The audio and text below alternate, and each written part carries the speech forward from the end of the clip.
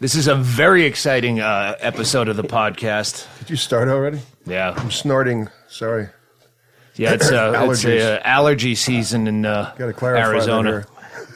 Yep. I forget. Jeff Beamish in the morning told me all the cottonwood and fucking rosemary and thyme that are blowing around or whatever, making everyone sneeze. Yeah. I wish it was something as nice as rosemary and thyme. Yeah. No It's idea. the fucking mulberries. I've I've been the cottonwood. garfunkeled for 2 weeks. Yeah, the mulberries and the cottonwood, I think, are kicking Unaffected. You? Oh, well, I don't know. I think I have a bit of the flu. So, Dog. yeah. Unaffected. Allergies, it usually doesn't affect me. I think I started getting allergies when I was 35 or 36 up in when I moved to Seattle. And I don't know why. That was the only time. I as well. I think it's a hormonal thing. I wasn't allergic to anything, but maybe dust. And right about mid-30s, it was like cats, and then the mulberries in Nevada. But they're everywhere. They're great trees. we've got mulberries and cottonwoods all the around best. the properties here. Yeah, it's just a couple weeks. That's all I got to complain about. Life is good. Well, it's the fucking windy season, which makes me crazy. I go, I can't. Oh, it's finally nice weather. No, it's constant fucking wind. All the shit is knocked down. I don't even pick it up. Patio furniture is fucking blown all sideways and upside down, and like, fuck it, I'll fix it in May. We were in St. Louis last week, and our buddy Fury down the road is like, hey, he texted me, he said, hey, I don't know if this is your umbrella, but it was out on Black Knob somewhere, and I just I retracted it, brought it back down, and I just stuck it under one of the trailers. I'm like, yeah, that's ours. Is it the beige one? The beige one. Holy shit, that's like 40 pounds. That's like a... The slab that the at the Shitty Dell where the two trailers are, the guy who you bought the place from when the city shut him down for like, I want to build a house with no permits or anything. Yeah. He has an ABS, like a plumbing downspout in the middle of the pad because he'd poured the cement and had some of the piping in there, and I go, that'll take the fucking pole. So I put the pole in there. It's a fucking great place to hang out in the heat of the day. It's in between both trailers. Right. Then we left. And I forgot to bring it back down. It flew out onto Black Knob. Yeah, I was going to say, it wasn't even opened up. The last I saw it was up here. No, I found it. It had flown from here down to us. So it's kind of leapfrogging properties. No, that was down. When you guys left, it was up, but it was not opened. Yeah. So the wind opened it and then carried it all the way down to Fury's place. Yeah, we've had to go find cushions for the patio furniture in other people's yards. We're missing cushions. Yeah. The rape trail is gone, Doug. What the fuck? Let's go down Black Knob for that fuck. I wore that. Someone sent me a rape trailer T-shirt, homemade, years ago. Oh, and I wore it all through South by Southwest in my pajamas, getting fucking rotten looks. Establishing rapport. Very good, Douglas. Bingo's been cranky. Last we left you, we did it turned into a two-parter when we ate that gummy bear Xanax, Chad and I. Oh, my God. Then when that was over, neither of us really remember the end of that. But then 3 interlopers showed up. And I think it was only the Xanax that saved. I remember at one point, Chad picked one of the guys up and it literally carried him over his shoulder. They were fans. They had no right to be here. I was sleeping, and I've had so much trouble sleeping lately after I got out of the coma, for Christ's sakes. And I finally fell asleep in the little house where we live right now. Right next to where we're at. The FunHouse is adjacent. Some cunt comes in, makes a lot of noise, takes a shit in the fucking bathroom there, and I get up, and I'm like, what are you fucking doing here? Get the fuck out of my house. I was furious. They were fans. They weren't invited. They were fans. And they came over and then went and shit in my fucking house when I'm finally sleeping. I was furious. I could have fucking Oh, I was furious. It was days ago, and she's still blaming them. She lit right up. Did you see that? Yeah. I woke Probably up. that girl. I woke out of my coma, for Christ's sake. She pissed me off. Yeah. I don't know, something was wrong today, or where's the broom? I blame that girl. It was in my house. Going through my shit. The fuck were those people? Everything's her fault. I blamed everything on that bitch. I did. I really did. She's famous now. Still have no idea who they were. Yeah. We were so fucking out of our tit. Chad was tweeting the next day, going, "Man, I feel all groggy." And then Denise tweets back, "You remember the gummy bears? Oh, that's why." He woke up at home. Yeah, he had no idea. By the way, I did screw up the milligrams on that. 1 milligram is a half a bar. 2 milligrams is a bar. I kept saying that we were splitting a bar. We only split half a bar, but we were still drunk enough from the first podcast. Dude, you were out cold. Well, that's what Bingo says. I wasn't even in the room when that girl came in. Yeah. And you said that when you came in to check on this situation. Oh, there was a whole thing going on. I don't remember any of it. I'm drunk, but I woke I'm up by myself. I really did. I woke The up. timeline is I don't know weird. where you were.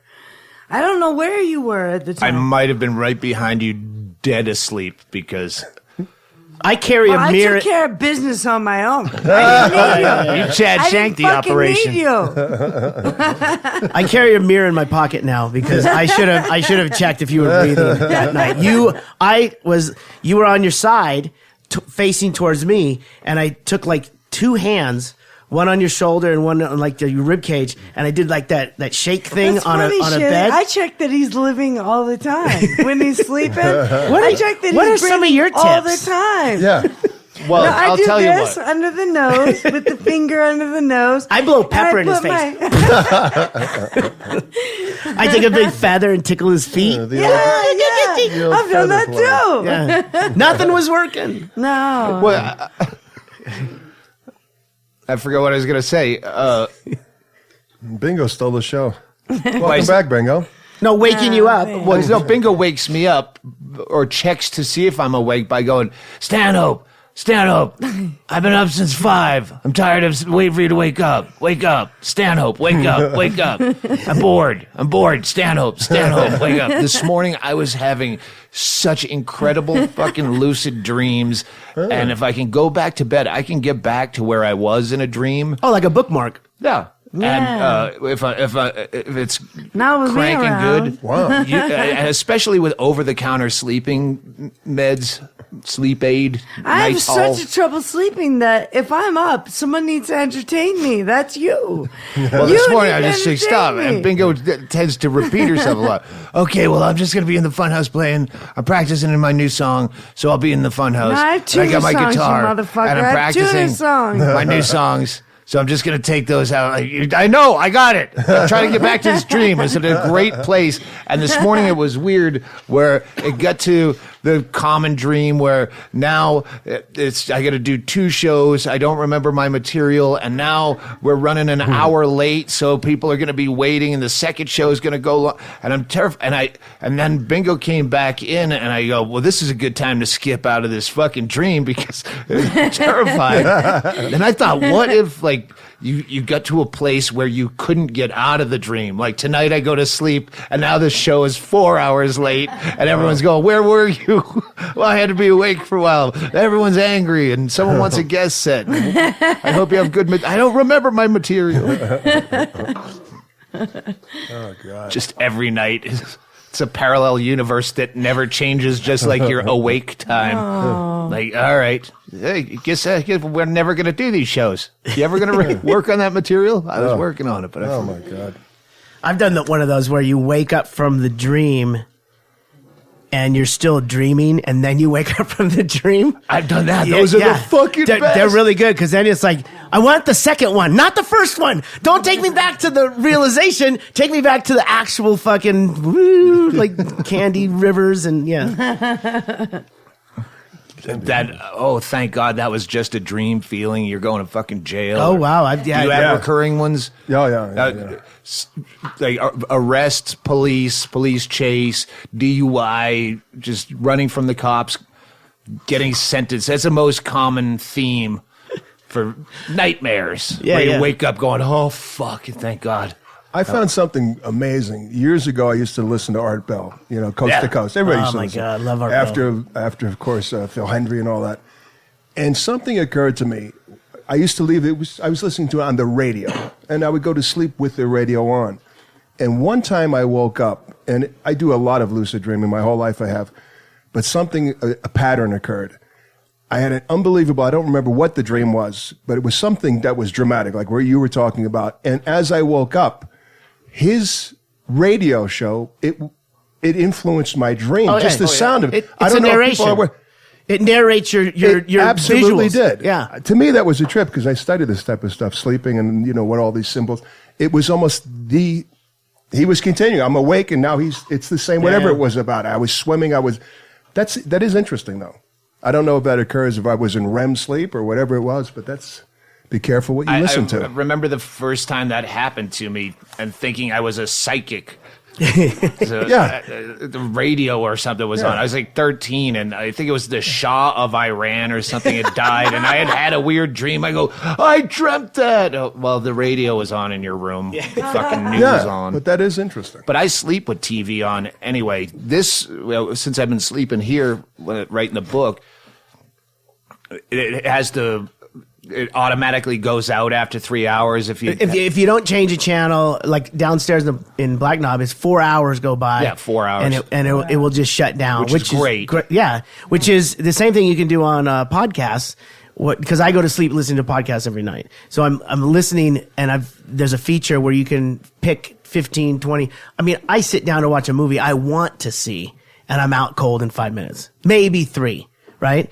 But I can listen to a podcast and I'll keep listening if it keeps rolling through. Yeah. So there's a timer, a nighttime mode where it'll shut off in 15 minutes. And then, you'll be drifting by then, and then I have better dreams. One thing I've noticed since, first bingo and then coming back and having to do the book and then having to go back on the road and having no time, I don't miss Netflix binges. Like, I couldn't wait to get off the road before and just sit on the couch, and I would just watch shit after shit after shit to ignore stuff. And I don't miss that. We did one with Erickson and Murphy where on the road where I don't know, did we talk about Friday night tykes? Yeah, a little bit. You talked about like the coach teaching the kids to spear, where to spear them in the head. Fucking crazy. And that got me hooked, but I'd watch anything hoping to get hooked. And then I just watching that, I go, this is such shit, but it's so infuriating. I have to keep watching. Yeah. So I haven't done that. Bar Rescue blocked me. So fuck Bar Rescue. I gave John Taffer some shit. So both, I think I mentioned this last time. Sounds familiar. But yeah, both the Twitter feed of Bar Rescue and John Taffer personally, I'm blocked. So fuck you. And KVOA. Yeah, I'm gonna look for a local Tucson station that's not KVOA, since Jeff Beamish didn't have a sense of humor about Sky Candy. # Sky Candy. Yeah. They came back to doing that. They still say, hey, send in your pictures of Arizona weather to at Facebook Jeff Beamish or at Jeff Beamish, but there's no # Sky Candy anymore. So you could torture him that way. You made your mark. Oh yeah, he made the mark. Difference. Bingo. Are you done with it? Are you done with your hate? No, I mean you've been cranky for days. It started with those cranky 3 all day people. For today, for sure. But look at the smile on her face. She's so happy, cranky. I'm thrilled now. She's thrilled. But she sounds just like me. Like we're just driving to like B&D Hardware and pulling Fat in while someone driving. Get the fuck out of the way. I want to punch that. I'm going to flip that person off. I go, it's not their fault. It's the person in front of them. I don't care. I don't like the way this guy looks. I'm going to flip him off. I don't know what's happening, but I'm turning into you. We did have terrible. We had an incident. We were driving just to Safeway today, you guys might have been behind us because we were behind a guy that was driving like 30, 35. And I'm like, Tracey, like we're right behind him. And I was like, let's take this moment to breathe. Let's just enjoy. Let this octogenarian in front of us, let's learn the lesson of taking time to appreciate. We don't have to be in a hurry. And she goes, what about everyone behind us? I look in the mirror, I go, fuck this guy. There's like 5 people behind us. What the fuck is he doing? She's like, he's doing this on purpose. That's his retirement revenge.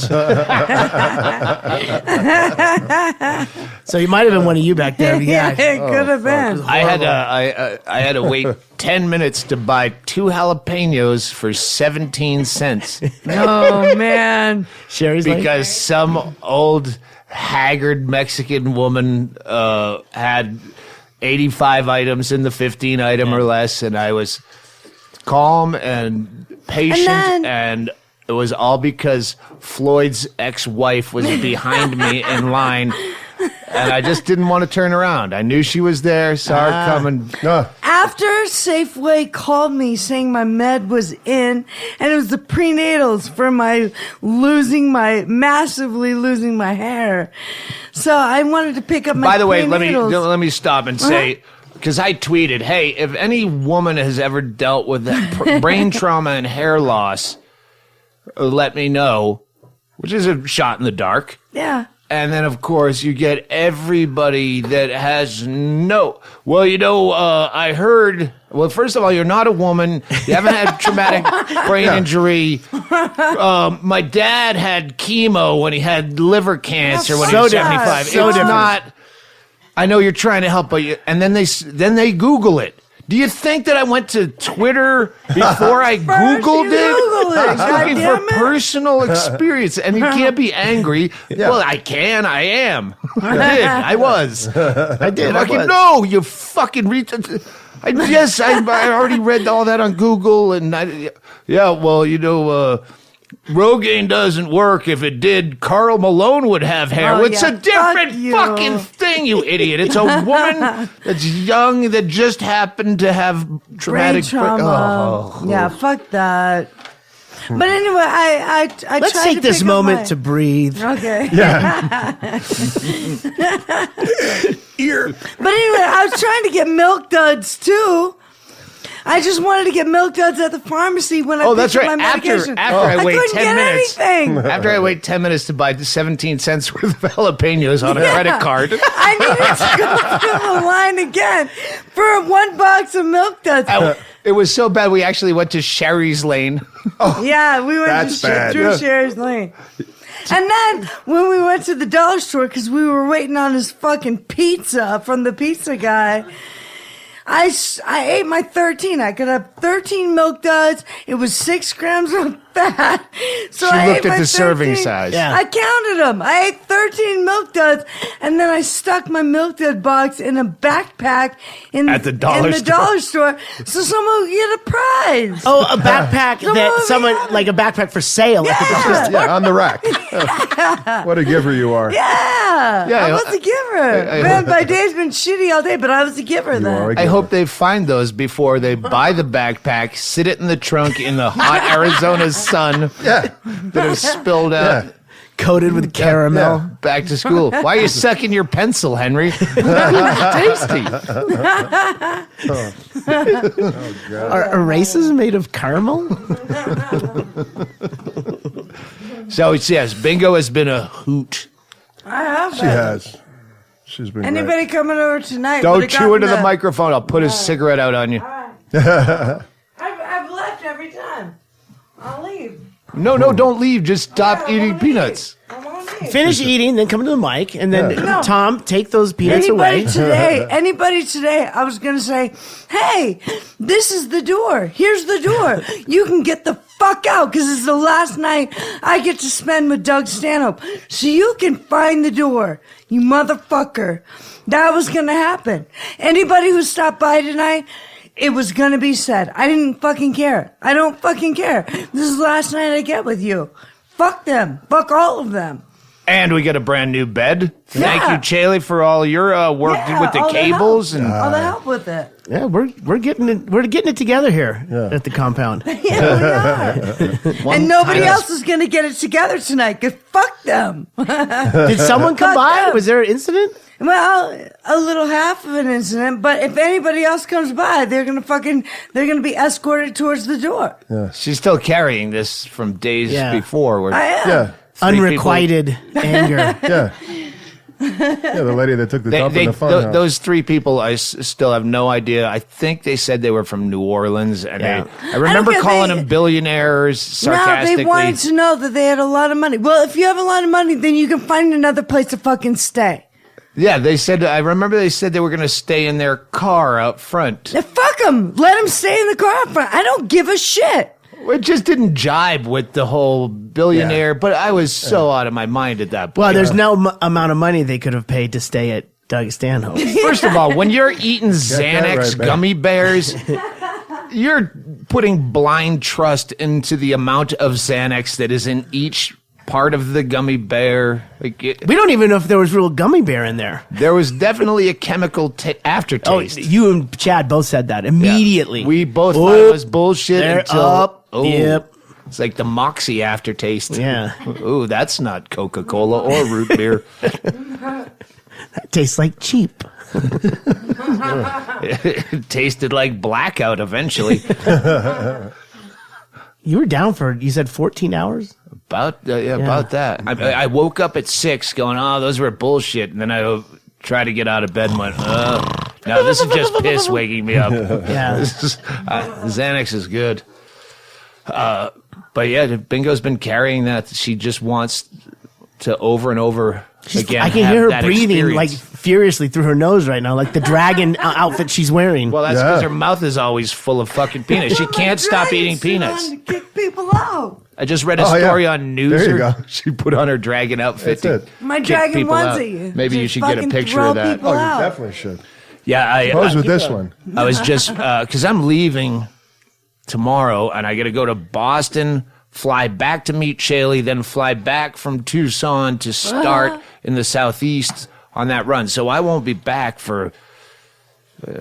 We fly back on the 27th. Yeah, we'll be back on the 20th. So yeah, most of the month of April I'll be gone. And I was reading a story on Newser today, and I pointed to Bingo because she's on a diet that she's only on so she can go off of it 4 or 5 times a day. Is it a diet of vitriol and hate? No, you know what? If you're in a coma, this is what happens.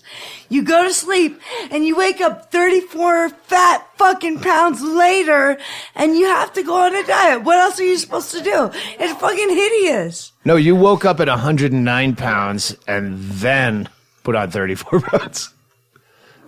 Oh, she'd answer me. She's shaking her head no, but her mouth is full of peanuts that she can't stop eating. She's on a mission. So I saw a story on Newser that said college student no, put the things down and be on the mic. College student We'd like to hear you. Dies after pancake eating contest. What? Yeah, they choked to death. It was a girl too. Oh, yeah. Choked to death in a pancake eating contest. I'm not eating pancakes. I'm eating waffles. Waffles? The waffles. The wee tatted waffles. It's like that one Tosh.0 where they had the cupcake thing. The cupcake challenge, like who could eat the cupcake quickest, and then the girl like wolfed it down, and then she's like given the Heimlich, yeah. And someone just Heimlicked her and poof. Yeah, they couldn't.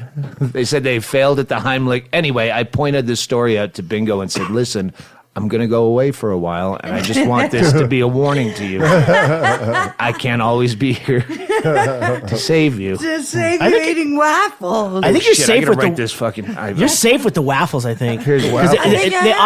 There's automatic speed bumps in a waffle. Yeah. It's not like because you can roll up a pancake and really just jam it down your gullet. Right. I get it. I once dated a girl who, when she was a kid, she ate flour tortillas and butter.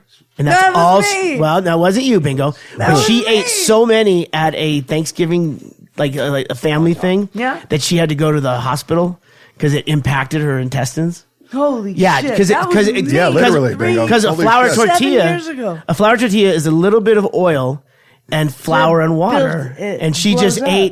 she just kept eating flour tortillas and butter to where My weird obsession. What's that show called that you watch? Oh, I love that show. what's that? No, it's My Strange Addiction or something like My that. Strange Addiction. It's where people have, they eat Brillo pads. Yeah, no, they eat the mattresses of their bed, and they are in love with their car and make out with it and make love to their car. I love that fucking show. I can't help it. Where do you kiss Okay, a car? all the shows that you like, go fuck yourself, Stanhope. Really? I just, Yeah. I'm sick of waffles. Eating tortillas. I'm 600-pound fucking people. My 600-pound go fuck life. yourself. Yeah. Hers is I more have to watch exciting. it I all the agree. time with you. Go That- fuck yourself. That's it. Tell them, bingo. Really? Don't take no shit from this guy. What songs are you working on? I'm working on 2 songs. One song is Hey Ya, the slow version. And I'm working on that for the band, for Chaille and Tracey. Chaille And, Ukulele. She's yeah. putting the band back together, man. Yeah, baby. With her new And voice. Tracy. And the other song is In Spite of Ourselves. That's the name of the song? Yeah. By It's who? a John Prine song. Okay. And I'm working on that too. Do you want to play one right now? No. I have a recording of one we can play later, but Yeah, right. I don't know if we need the rights for that. For what? I don't know. I don't know. Maybe not. Let's not play is it. it It's fine. John So far, we've been one? pretty lucky. Yeah. John Prine's cool, and he eats waffles. I bet he eats waffles too. All right. Let me quickly break BlueApron.com.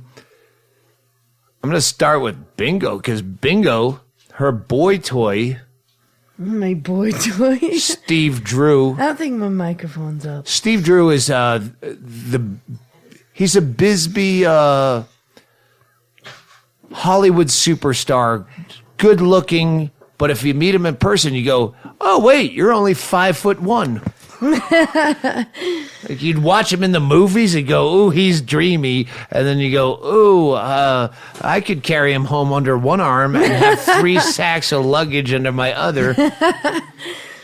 Oh, He's a very sweet guy. He's my very dear friend. Matinee idol looks. Wow. Yes. Definitely. Wow. Yep, Top Gun kid, Whoa. and he just bought a new house. He bought a new house, and I wanted to give him a housewarming present, and we didn't have anything. I didn't know what to do. So We gave re-gift him a lot of shit around We here. Let's gave be him a honest. Blue Apron, You send me stuff. motherfuckers. There We you gave go. him a Blue Apron. Yeah. And there was 3 meals in it for 2 people each. I hope he has a girlfriend. I don't know what's going on there, but yeah, I gave him. He. Well, you busted went to out- his house Yeah. to see his new house. Yeah. You know, Joby, we had a housewarming party at his, hey, come to my new house years ago, and nothing there. You open the refrigerator. There was 4 condiments and nothing else. So we gave him the Blue Apron thing, and he was so excited. He did one of them tonight. I don't know how it went, but I'm gonna call. But him he did next. say, he did text, I'm going to try the Blue Apron. Oh yeah, he said I'm gonna give the Blue Apron a go, but Burger King is open till 10, so I'm safe either way. He does need a pan and a stove. She said he did have equipment to Utensils cook. He had the Yeah, basic all right, good. stuff, but Yeah. he just had 4 condiments. But in that's the all fridge. you need with Blue Apron is They just give A you. pan, No, yeah. they give you. They have all the every condiments. single They have all thing the except a condiments. pan. Well, the only thing I've noticed that they don't give you that you would expect, and I understand why, is olive oil. Olive oil. Because they salt assume and you pepper. have, Yeah, like, the assumption. that's the one thing. And, course. and I get why. shit. Well, He Chad didn't have Chad any. actually did some due diligence against the competitors and said they're definitely the fanciest ones. Yes. The others Oh, no doubt. send. I'm gonna go call him and see how it went, and then I'll come back. I swear to God. Well, no, we don't have that kind of time. Yes, you do. Well, we wow. just fake how it went. Someone's directing the show. I think she told you. You tell them, Bingo.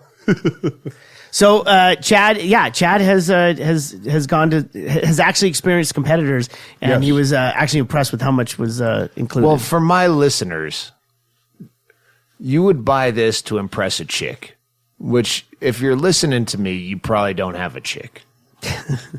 So that's what you want to do. Or you're plotting revenge. Yeah. Yeah. All is not lost.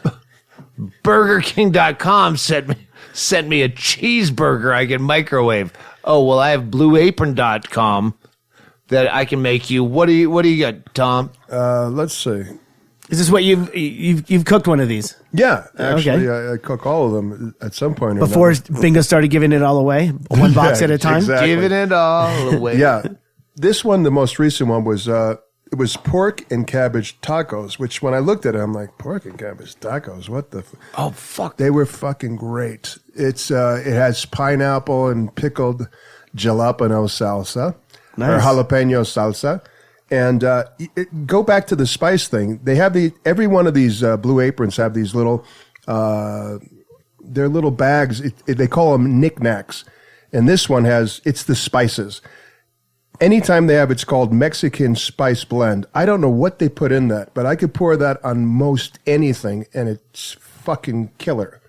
And that was it. It was great tacos, and everything is like it's just unique. Things I would not think to put together. It cabbage repulses me, but on a street taco. That's what I was going to say. This I ate when you were gone. When I was on that last tour, street tacos with cabbage. The only reason I like lettuce is crunchy. Yeah. But you have to get the crunchy. I know iceberg lettuce is fucking awful, but you get the crunchy part. Crunch part. That's what you want in a taco. Fresh onions. Yeah. Cabbage Fresh is good. Onions are repulsive unless matched with cilantro on a street taco. There you go. And cabbage. That's so crunchy. true. And it has a different taste than when it's sweated out. Bits don't make everything perfect with just the crunch. Yeah, I mean, what do I know about it? But I know as a person that likes to eat, they put it together. It's not just everything is pre-portioned, well balanced and shit, and labeled in bags. Yeah, and then the knick-knack bags, because it's 3 meals in every box. The knick-knack bags are 3 different bags that have all the small stuff together. Yeah. So, and it says what it's for. Yeah, it makes you feel like you're fucking smart when you suck at cooking. There you go. I can just read basic things, and I can make some, and then I can tell my friends at work, oh, I had the almond-encrusted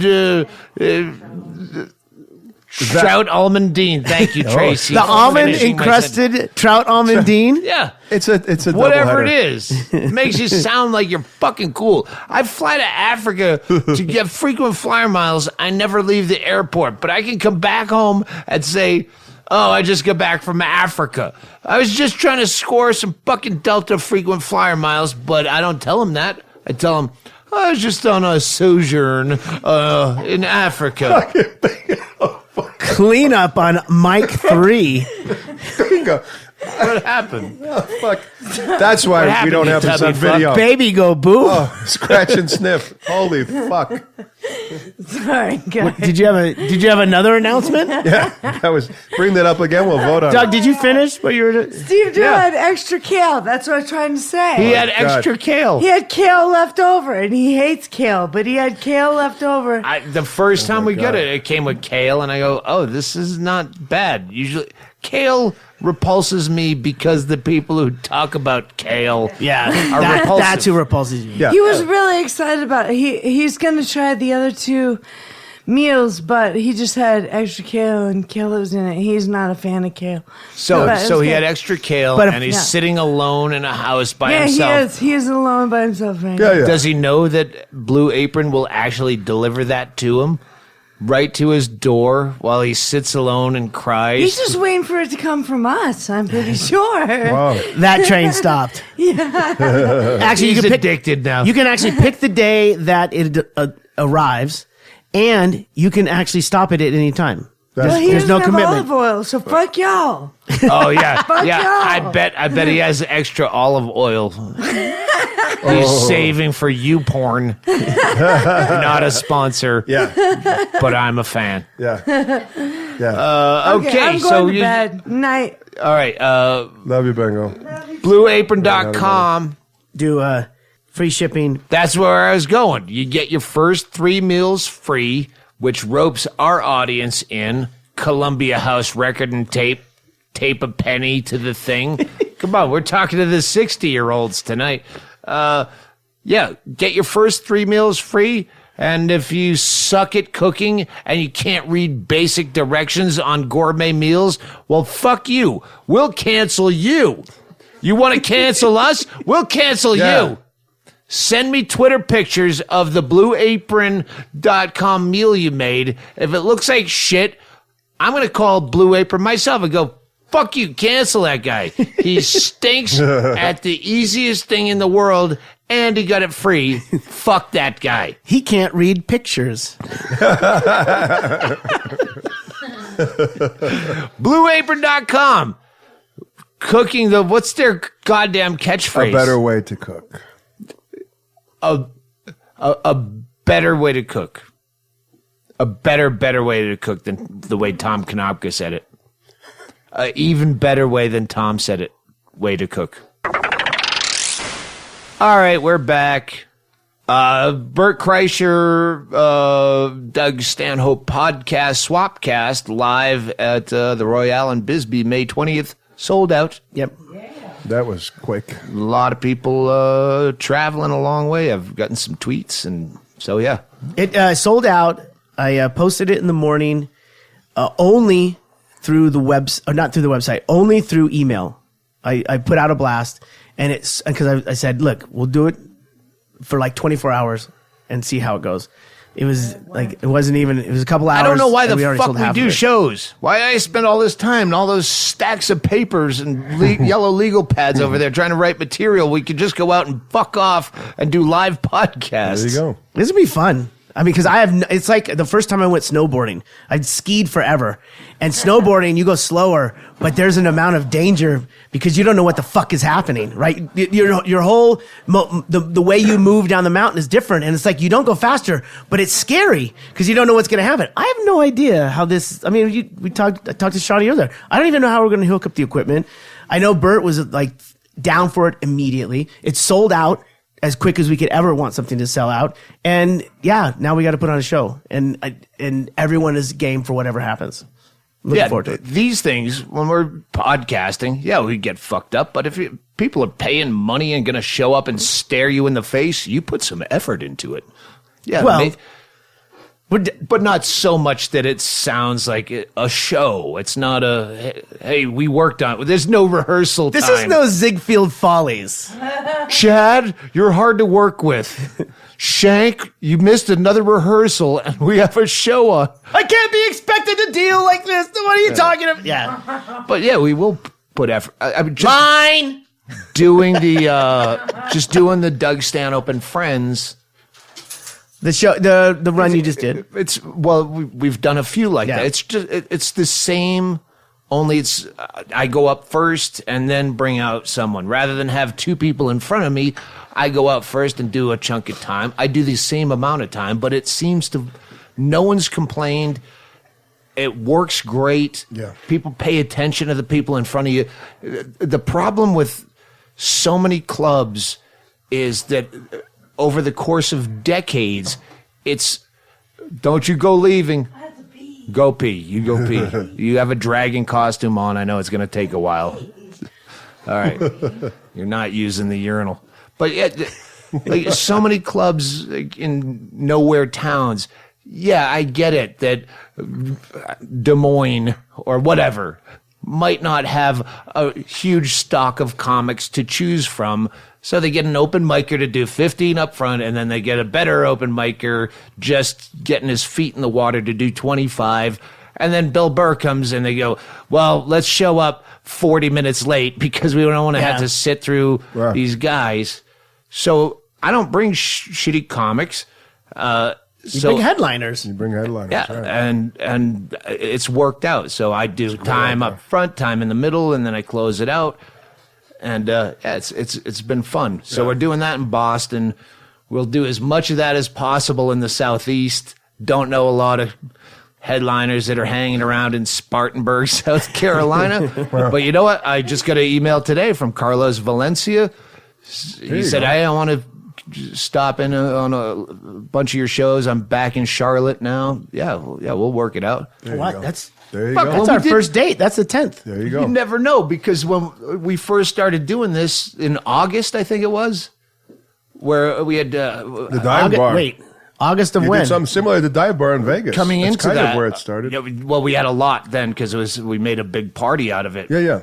But Roseanne showed up on that tour at Colorado Springs, Yeah. and then she came and showed up in Salt Lake. Cool. Morgan Murphy out of the blue is going to be in Boston. Hey, I'm going to be in New York anyway. I was going to come up. Well, fuck, you're on the show. Yeah, no, that's not what I wanted. Yo, it's too late. You already told me. You got it. Yeah, so we got Junior Stopka and Morgan there. Erickson's coming on the Southeast chunk. Oh, my God, fucking Hennigan. We don't know what's going on with Hennigan, but... That's the dates. He added more. We were going to call it the busy at ping pong tour, just because he has us going. We land in Atlanta, drive to Charlotte, drive back to Athens, go up to Asheville. Yeah. fucking all over, just back and forth. Yeah. I do want to say Subway series. There you go. he did add the 14th in Greensboro, North Carolina, at the Idiot Box Comedy Club. The where was the other one? Shit. Oh, right here. On the 21st, Charleston, South Carolina, at Burns Alley, and the 23rd in Savannah at the Barrel House. So I think that's He's locked down out now. of the country now, and he hasn't even booked the rest of the fucking tour. It is an odd way to do it. But There's a method to the madness. There is. There is. should I bring a sleeping bag? Well, it's a great thing. Carlos Valencia, he's local, so Yeah. he could drive 4 hours home after a show. He's got to come. Sure, come. Well, he did the tour with Junior a long time ago when I first started working with you full time. Actually, I was still at Coops. Oh, but that's when we bought those suits. And original Kings of Comedy matching suits. It was bingo fun. too. And a guy thought I was like you told me, hey, Chaille, act gay. Like you're like the dude who's going to pay for all this. Like you're like the sugar daddy. So I'd try some swishy voice. I don't think they cared. No, they didn't care. And 5 fucking white people buying fucking off the rack suits. We had a guy. They have their own podcast where they're laughing about us. They had one guy that was just a hype man. So like anyone who was getting fitted for the suit, you would stand in front of the mirror and he would just sidle up to you and go, man, look sharp. Look at that. Yeah. Look at that. Yeah, you fly. Those shoes is you. Yeah. I mean, it was just one of those things where So like that, good. That's all funny. of them. Yeah. Yeah, fun. so it's going to be a fun tour. Yeah. Boston, never fun. But after that. You're loading the deck though. You got Junior and Morgan with you. I mean, you love fun.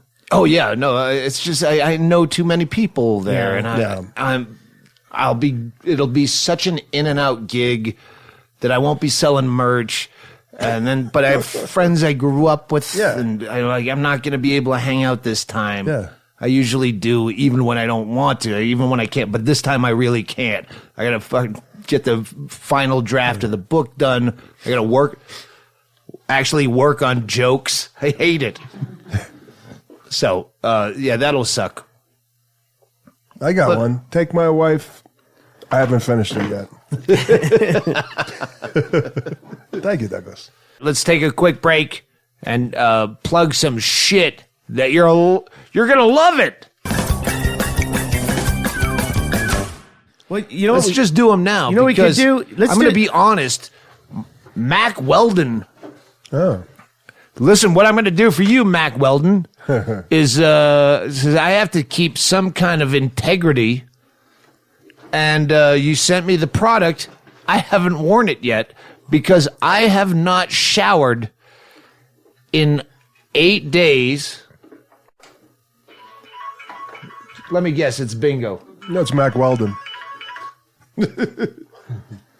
Hey, Bingo, thanks for calling during the podcast you walked out on.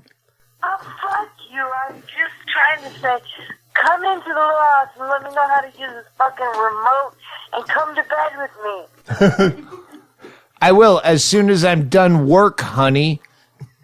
What are you doing? What are you talking about? Is it really that important? I don't think so. Just come to bed. No, we're talking about Mac Weldon for daily wear. Okay, Mac Weldon for daily wear. Okay. Come to fucking bed. Bye. Bye. Yes, Bingo's feeling a lot better. Yeah, I love you too. You should have told her it was actually underpants. Because then she would have understood. Yeah. All right, I mean, Mac Weldon, this is why I'm going to give you we have a read due, but I am legendary for, and Bingo as well. We're averse to bathing the same way a heroin addict is, but we don't do the heroin. It's so much trouble to take off your clothes. I like where this is going. Well, where it's going, you're going to have to deal with, my friend, because it's going on 3.5 weeks on the road where I'm going to shower for the first time in 9 days tomorrow night when I get my hotel room before my 6 a.m. flight out of Tucson to Boston, and I'm going to put on Mac Weldon sent me socks, underwear, and an undershirt that I will be wearing for at least 9 more days. Beautiful. You know, the beauty of it, Doug, and I'm wearing Mac Weldon right now. Are you doing it? I got the air knit. Listen, you gave me the shit. You said, this is who's sponsoring us. And I told you openly, well, obviously, you can feel it. Yeah. I'm a guy that I bring burner socks on the road. I go to Walmart and I get just a giant package of 12 pairs of socks and I just throw them away. I have that kind of fuck you money that I can spend 65 cents a day. I could feed a starving child, but no, I'll throw away a pair of socks. And then for the evening, I put on dress socks that match my suit because it's important. So when you give me undershirt, you can tell. Oh, yes. They're soft. Yeah. Oh, socks, they're nice. Not the fucking 65-cent socks I wear during the day when I'm traipsing through a Flying J truck stop. And, so I can tell it's good. But they say they have, we have this silver fucking lining thing. That was what I was going to Odor eating. It's a microbutter. They have a line of silver underwear and shirts that are naturally antimicrobial. It's easy for you to say.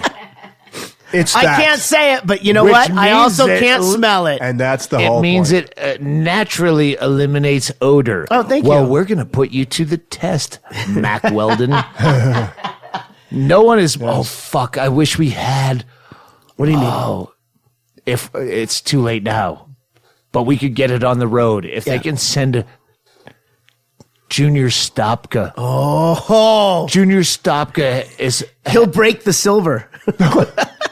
He has this weird aversion where he believes that underarm deodorant has shit that's going to cause him cancer, and he stinks badly. Yeah. He won't even. There is some bad. Well, shit, there's an alternative. There's an aluminum component to most deodorants. Yeah, aluminum chlorhydrate. And it is bad for you. So he doesn't. But instead of like searching out an alternative method, he won't use anything, and then we're stuck in the tour van for 3 weeks. The best one is behind the merch booth. He's killed at least a third of the merch sales.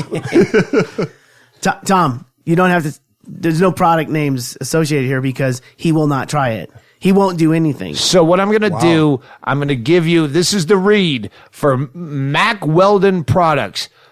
Look good in theory. I have not used them, but I will give you updates as I will genuinely wear them for as long as possible until someone on the tour says I stink, I'm uncomfortable in them, whatever it is. Yeah, I'm behind Mac Weldon in theory, and we'll give you updates that we're not even paid for on the road. Wow. Mac Weldon. There's no tagline. There's no catch. No, I was going to give him the... Oh. All right, let me say this. So if you're like me and you spend days without showering or changing your underpants and your socks and your T-shirt, you fall down in them, sweat through them with the booze sweats. So try it. Go to macweldon.com and get 20% off using the promo code. Use promo code Doug. Because if you order this and you don't like the results, they'll give you your money back. Mac Weldon. Oh. Some thank yous I've forgotten that I keep finding as I try to clean up as everyone makes it dirtier. Squeaky Tiki sent some posters. We had 2 posters arrive. Do you have that was from a while ago. I'll get it. No, that's Squeaky Tiki over there. I got that one. It's a 3D poster, and he sent 3D glasses that are now sitting on the... that's what those were. All right. Yeah, it's 3D posters from at Squeaky Tiki. I don't know. Yeah. But who's the other? Chaille. Here, Tom. Oh. It'd be like when you smoked the joint. When I was with Bob Marley, yeah. Let me see. I'm actually putting them on. Whoa. Oh, trippy, man. Oh, I man. By the way, I did find the other glasses when we were sharing glasses, and I asked you, do you have the other pair? I found them. Well, you got them? What you have to do is, not you, but me. I have to actually clean up here and there, and then you find shit. Anyway, Squeaky Tiki, thank you for the... and who's the other posters that showed up? There's a giant roll. I hate... Some guy named D. But it's from but he's got hotdamnarts.com. But he sent a bunch of them, like Weird Al Yankovic, John Waters. No effects. There was no effects. The first one was no effects. Really? Yeah, unroll that. On the top. Unfurl it. Yes. Unfurl it. Here it comes. Go ahead, Mr. So Furley. that's why I hate posters, is because you pull them out of the fucking tube, and then I can never get squeeze them them back. Yeah, never get them back in. Gotta put the tube in the dude. Junior, stop good jokes. Another thank you is Kim and Tim Rosenbach sent me some Delta free drink coupons. You know I'm a Delta guy, but turns out Tim Rosenbach was the quarterback for, back then I assume it was the Phoenix Cardinals, now the Arizona Cardinals, my team, because I root for the team where I live, not where I'm from. Tim Rosenbach was the quarterback for the Phoenix or Arizona Cardinals in 1990. Oh, wow. When I started comedy. What? Wait a minute. They've gone back that far, the Cardinals? Yeah. The Mankey stories of, they played at Sun Devil Stadium back then, and he would trade VIP comedy club passes for tickets. No one cared about the fucking Cardinals. They still don't, but I do. Tim and Kim Rosenbach sent me some free drink coupons for Delta Airlines now because I didn't hit status because somebody had to go into a coma when I would usually do my crazy flights to hit fucking ultimate premier goddamn diamond status. Now I'm down to gold. You dropped down? I'm gold. And you didn't. When I called it Premier Line, they go, "Thank you for calling the gold desk," which is 2 tiers down. Someone may be with you. Yeah, I'm not even platinum. I'm gold. It's fucking humiliating. What happened, dude? I don't. I'll tell you what happened. A coma happened. But I mean, she was out. You could have. Just I could have. around. I know. I play with the morality of. I could have. Well, she was not with it anyway. I could have flown all over the world and been fucking diamond. Delta doesn't care about me, but Tim Rosenbach, who, he was a quarterback in 1990 when I was doing comedy and not paying attention and couldn't afford Cardinals tickets at Sun Devil Stadium. They sent me or drinks. 2 free drinks. So that's it. I don't know if I mentioned Karen Hunsacker last time. Hunsacker. She sent some flowers to Bingo. I don't know. There's shit all over this place. I don't remember to say. Who has other thank yous?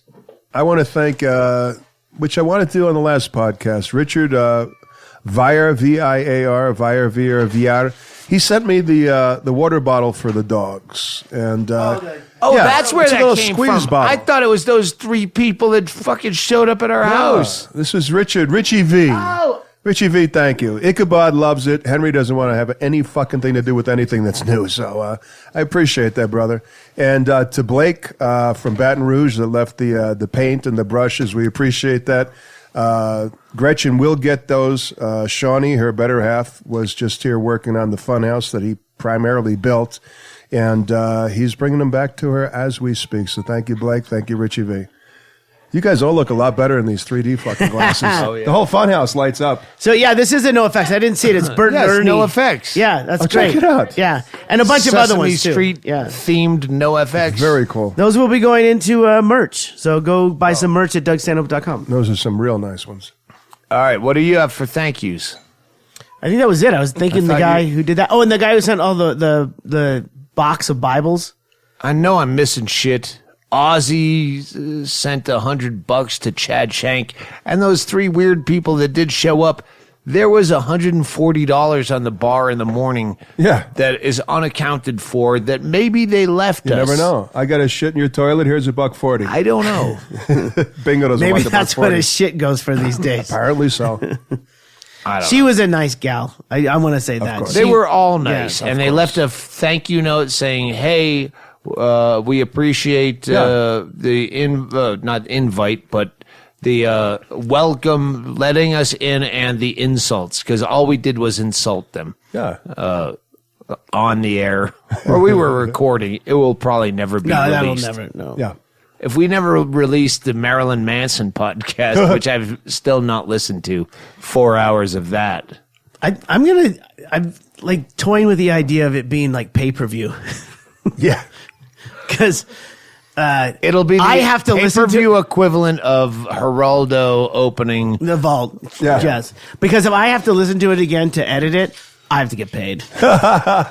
There's no way. Well, we're going back on the road, so Chaille will get paid. See us in the Southeast. Just go to my website. And if you're not on the mailing list, don't give me shit. Well, I didn't get tickets to Boston. Well, we tell you where we're playing on the mailing list first. We could sell out small theaters, but we'd rather spend our time in small bars, and you'll get fucked. I prefer 60 people to 6,000 people, and I'll be dead. All right, let's get back to the podcast. I'm getting into that mood. Let me put on my game face and get back into podcast mode. All right, we've been doing a lot of IMDbing stuff. What's that fucking guy? Oh, it was this started on the road where the guy from Breaking Bad, the chicken guy, the chicken shop owner, the black guy. The one who ran the chicken shop that had the facility underground. Yeah. I saw him after Breaking Bad was over in 2 different movies in the most random spots. One is Stir Crazy. Where the famous scene, Richard Pryor and Gene Wilder, where they get sent into prison, they get jailed the first day, act bad. I'm bad. I'm bad. Yeah, we're bad. Yeah, we're bad. Right. We bad. And then the 2 giant black guys going, yeah. What you in here for? Yeah. Yeah. There's 3 teenagers sitting next to him that are believing their bullshit. Yeah. And one of them is the guy from... That dude? No shit. And then a week later, I saw him as a young kid doing the same shit. Just some random movie that I saw him in. Anyway. Cool. What's the guy's name? Charles? Dutton? No, the guy that you were telling me about. Oh, you're talking about Clarence Williams III. Yeah, he was in fucking Purple Rain. Oh, yeah. Like, I know that guy, or I met that guy. I met that guy. I absolutely did. The Mod Squad guy. Yeah. Mod Squad. Yeah. Absolutely. Every time I mention Award winner. something like I Love Lucy or something, I feel like we're the guys that are. I remember, like, just when we were the people who are probably listening to this, probably 30, probably median age, I'd guess, was 30, and yeah, they're talking about Milton Berle, Mae West. So tell me the story. Oh well, there's a segue. No, you opened it up real Well, quick. you said you started to tell me, and I go, no, fucking save it for the podcast. Yeah, no. This goes way back. It's just a good memory. In New York City, my God, how do I? Did you say 75? Yeah, it was a long. I said it was a long time ago. I was 9. Yeah, I was. I don't know what I was, but I was young. But all I know is you said Central Park. I met him in Central Park, and I go, if this is like a glory hole story, save it for the podcast. I told you not to mention on the podcast. No, let's see. I went into Central Park. This was around 1975. It was a year before I graduated high school, and I would typically, it's difficult to say with this. Go into the city to watch, whether it was performers or visit martial arts schools or anything, jazz clubs. Or glory holes. Or glory holes. That's a given. And so on a Saturday, I went over with my mother and my younger sister, Lynn. And they had it was called the One-to-One Festival. And what it was, I don't know if they still do it. They may, I don't know. But at the time, it was from all the different boroughs. They would bring in children that were like mentally handicapped, whether it was Down syndrome or whatever, and they would bring in. I think both of those words are wrong. Yeah, let's go with it. But they would bus people, the children, in by themselves. But there were thousands of them from Brooklyn, from the Bronx, and we grew up in North Jersey, so we had to take a train into the city. And what they did in Central Park, it was beautiful. It was for these children. I think it was McDonald's and maybe Burger King. I'm going to interrupt you because I'm going on this train of thought where at some point it's a charitable thing for mentally handicapped people, which you don't use those words. At some point I didn't say someone retarded. was fighting against slavery, going, "Niggers are equals." No, and nowadays you don't use that word. I was fighting for what you said. Sorry. I was trying to be as politically correct. These were exactly. And so these children would come in, and it was on a Saturday. And again, but it was about 100,000 people. They would Wait, pull 100,000 mentally handicapped? No, these were the people that came in to witness a slow these. line. You're terrible. And so when they would come in on the buses, there were thousands and thousands of people that would basically chaperone them to all around Central Park. There was free food. There was, finger painting and different arts and crafts. And that went on all day. It was like a little Woodstock for children. It was beautiful. Stop laughing, Tracey. It was beautiful. Sorry, we're picturing all the arts. I know. This is what we do. The buses and we haven't even gotten length Clarence Williams of the bus. And yeah, no, it's good. This is why we're trying the not to swing at T-balls here. So we're there all day. We had a great time. All the children, everybody had a great time. And when they got off the bus, they got this little thing that was their name and their phone number. And at the end of the day, you would bring them back to where you got them initially at this drop-off point. Yeah, where you rented them, exactly.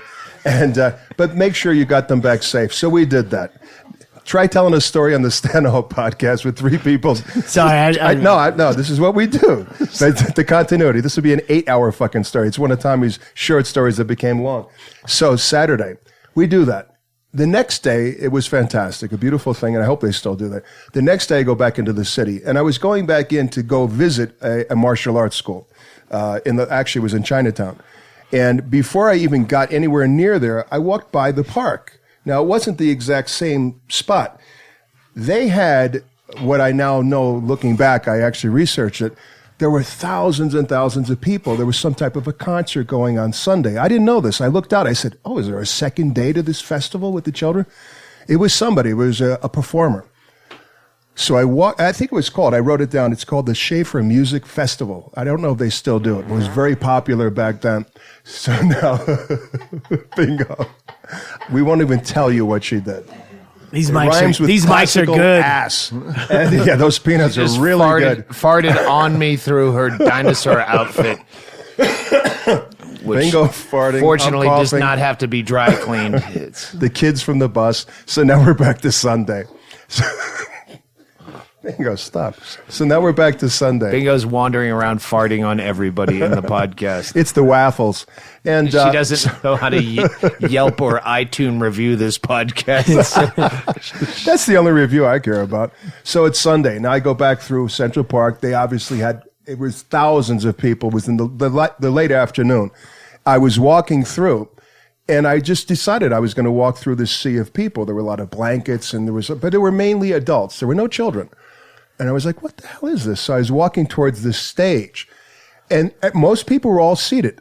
And walking towards me was, who we just said, Clarence Williams III. Google it. Yeah, pause the podcast, Google. You go, oh, fuck, that guy. Of course I know that guy. Yeah, I mean, the guy, I even wrote it down for people that they may not know, but he was on the Mod Squad, which was an incredibly popular show at that time, from 68 to 73.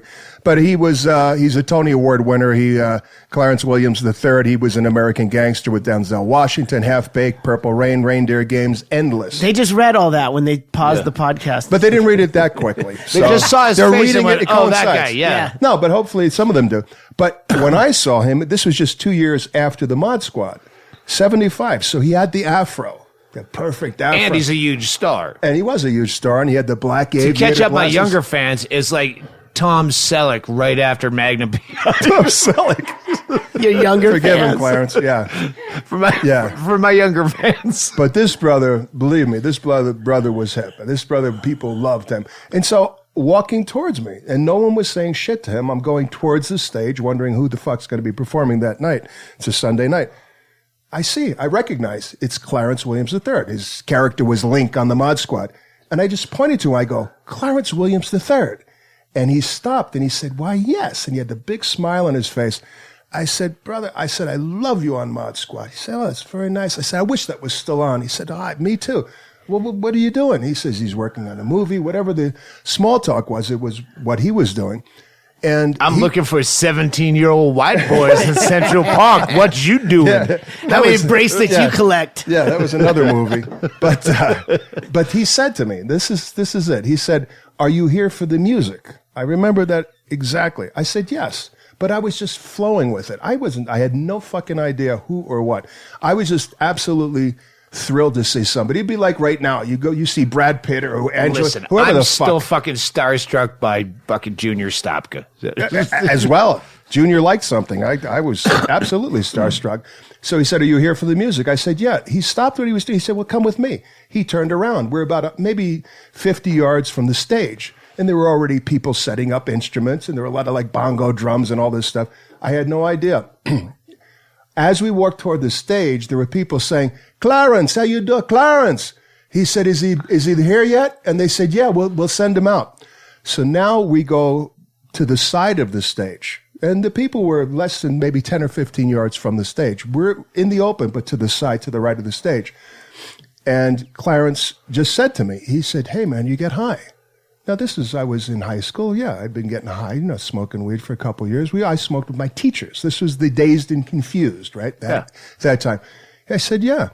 So he pulls out this little pin joint, and we're passing it back and forth. It took maybe 3 or 4 minutes. And then this guy came from stage right through this door, down these steps.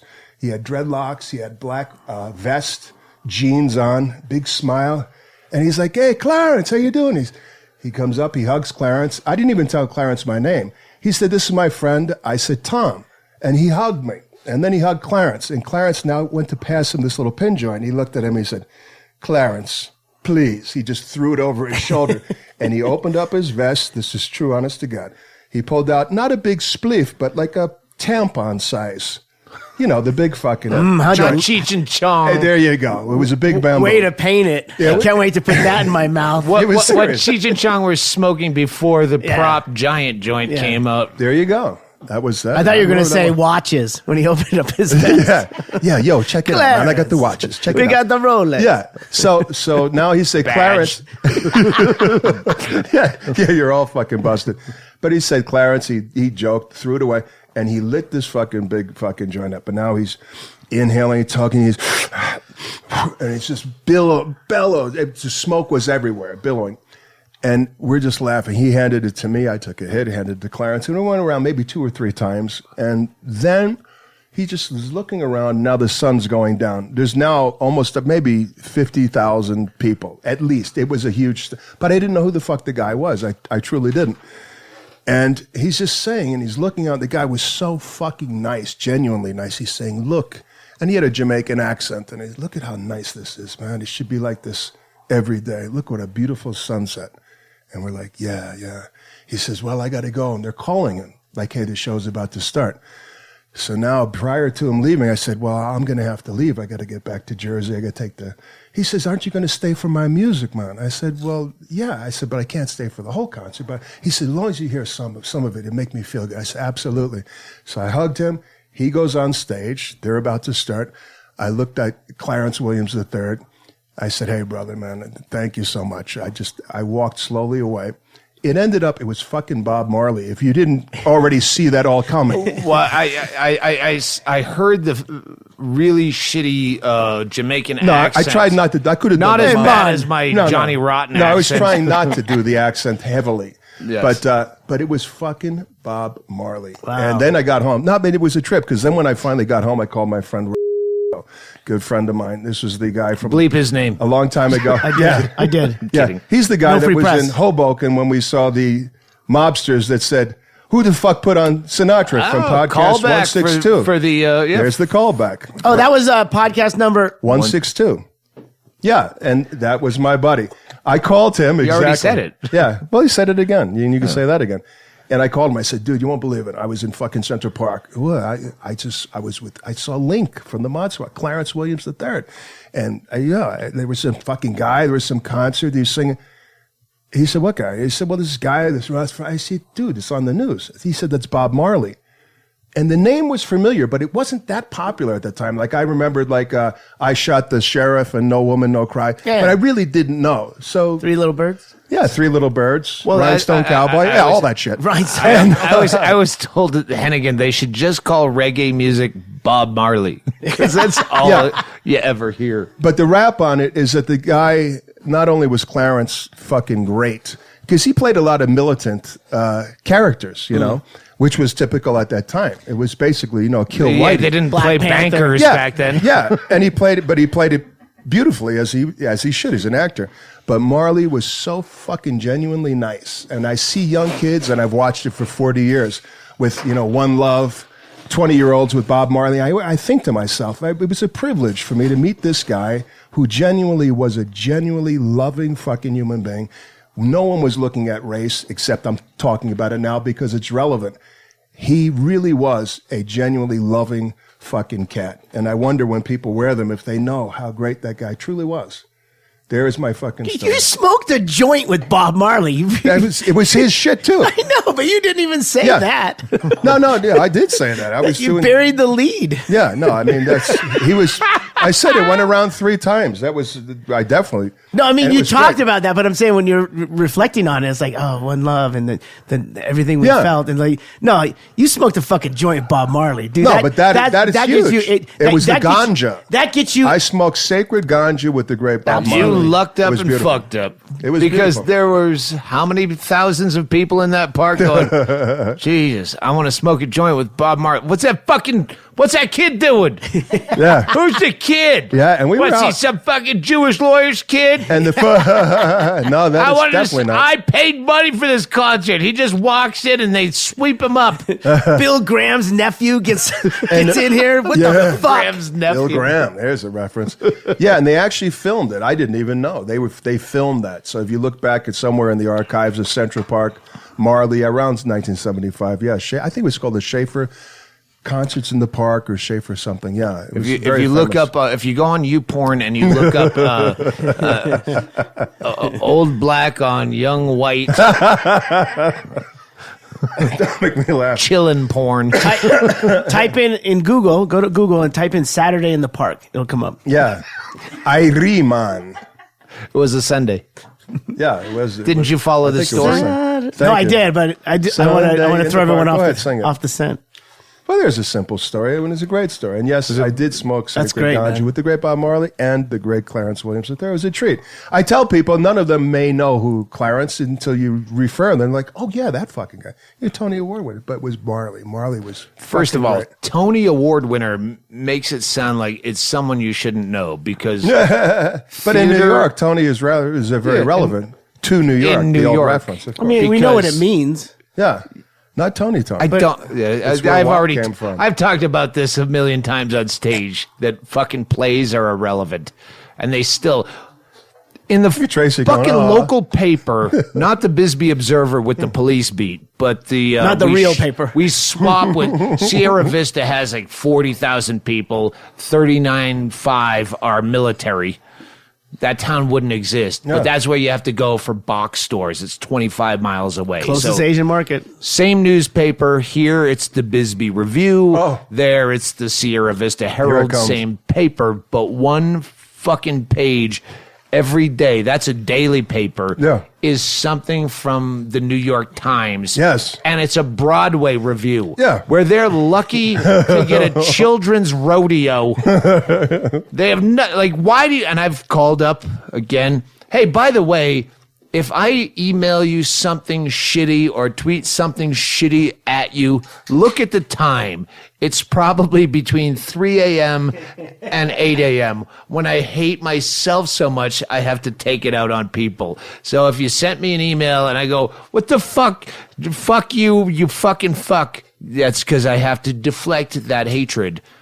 And if you're not available, I make phone calls, and one of the phone calls I regularly make is to the Sierra Vista Herald or Bisbee Review, same paper, going, why do you have fucking all this New York bullshit? No one cares about a fucking sculpture thing in, Manhattan. No one, you have a military audience.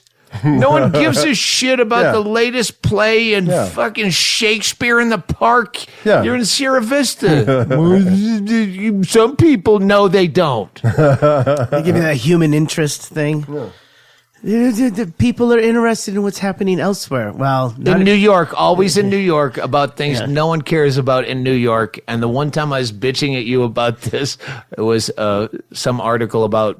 I was involved. It wasn't about me, but it was we talked about it on one of the prior podcasts. We've talked about everything on prior podcasts. I've talked about everything in my act that you're about to see. I've probably talked about before. And you'll see it and hear it again. Yeah, it's not going to be the same words. And I can't be Bill Maher and fake outrage at every fucking news story every week. I don't give a shit about Trump or anything. Yeah, I still care about the same things. I'll change it up. You're all drunks anyway. Fuck you. I still listen to What Is and What Should Never Be by Zeppelin. I don't... Silence, what? I love Zeppelin. Go ahead. Well, that would probably... We listen to favorite songs over and over again.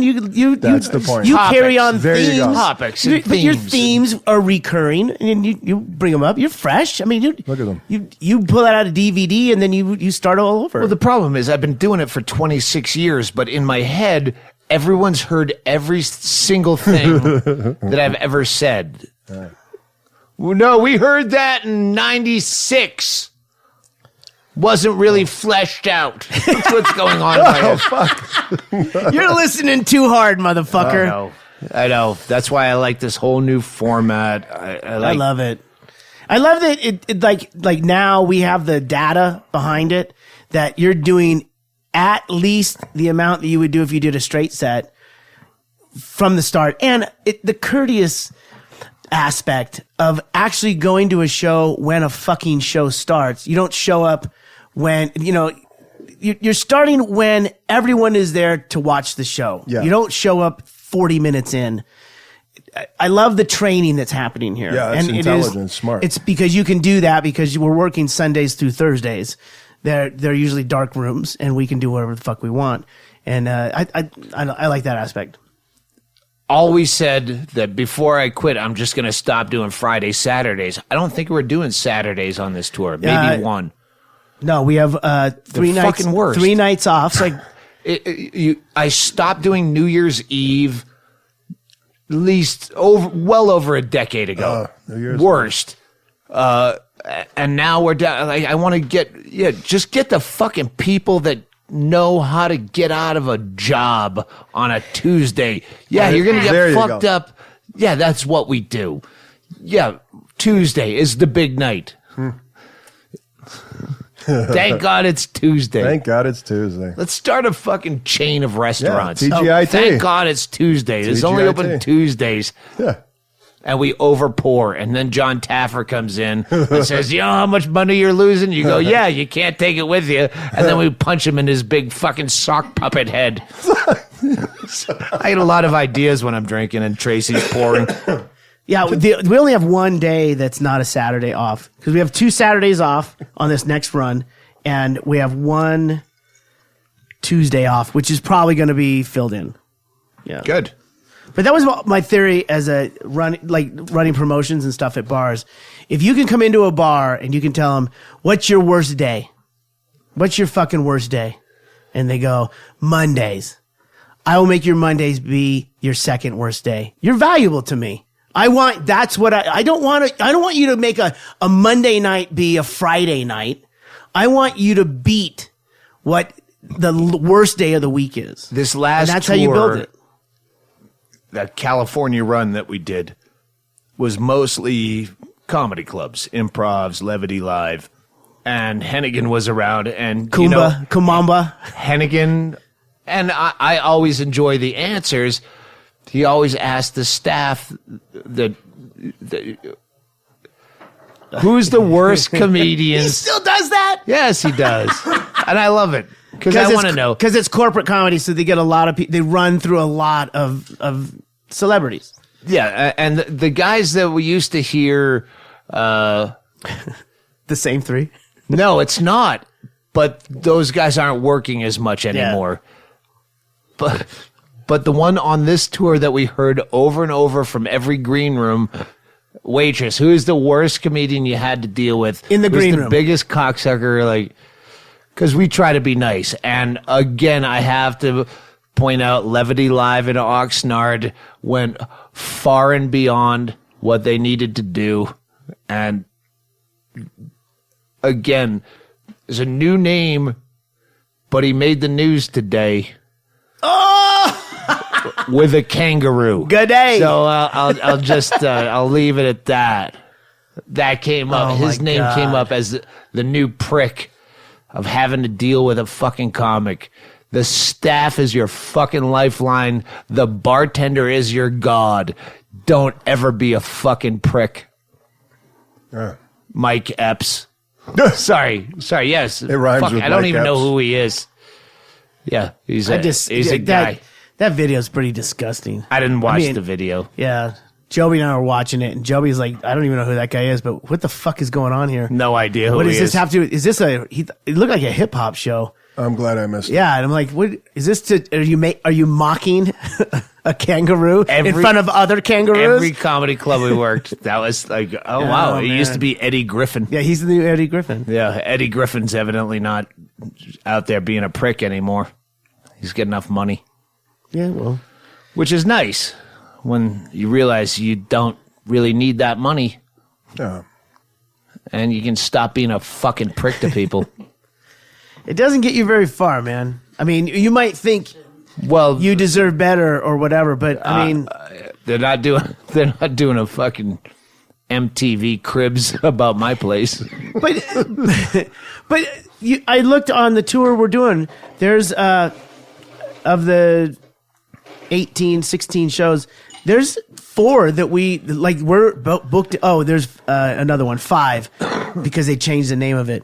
But there are 5. Those are the exact same rooms we were at before. You in this business, you go back. You're back if you're not back in on that same stage, you're gonna be back in front of that town. No, you're gonna be back eating those same chicken fingers. Yes, that they remember you being a prick. Exactly. So, yeah. How come I can't get a drink back here? Yeah, well, hey, what's in your ranch? Yeah, Don't know. Maybe it's the person you stiffed last time you were here. Yeah. Or an asshole too. yeah, your ranch looks a little thicker than last week's. It's very salty. All right, let's just call this a podcast and get on with our day. Humana.